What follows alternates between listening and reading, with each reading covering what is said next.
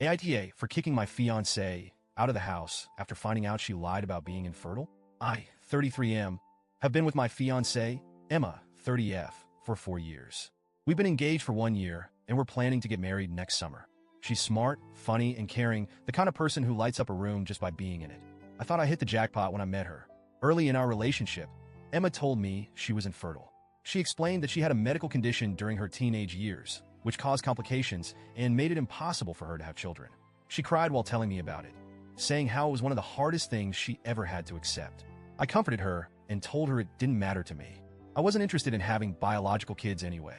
Kids, in general, weren't really part of the future I envisioned for myself, so her infertility wasn't an issue.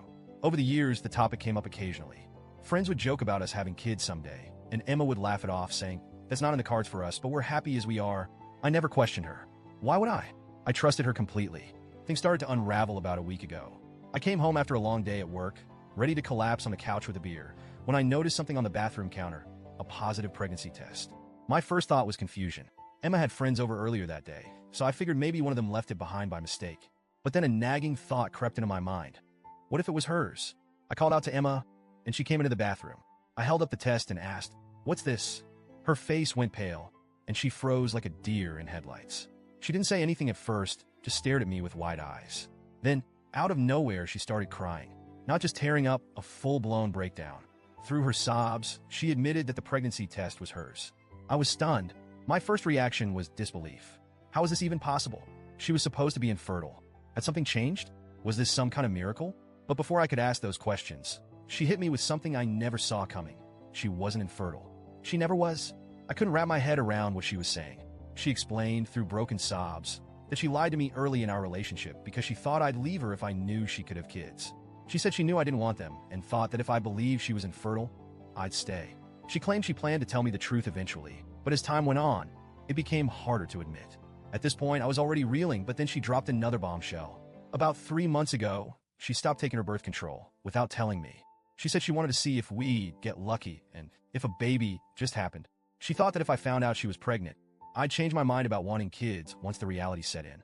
I cannot describe the emotions that hit me in that moment. Anger, betrayal, shock. I felt like the ground had been pulled out from under me. Here was the woman I thought I'd spend the rest of my life with, confessing that she had lied to me for years and then manipulated me into a situation I never agreed to. I didn't even know what to say. She kept apologizing, saying she did it because she loved me and wanted us to have a deeper connection through a family. She begged me to understand and forgive her, saying she thought this was the only way to make me see how wonderful fatherhood could be. But all I could feel was rage. This wasn't love. This was control. She took away my ability to make an informed decision about my own life. I told her I needed space to process everything and asked her to leave. I said she could stay with her sister for a while until I figured out what to do next. She cried even harder, accusing me of abandoning her while she was pregnant. She said I was being cruel and heartless, but I held my ground. I told her this wasn't about the baby. It was about the lies and manipulation.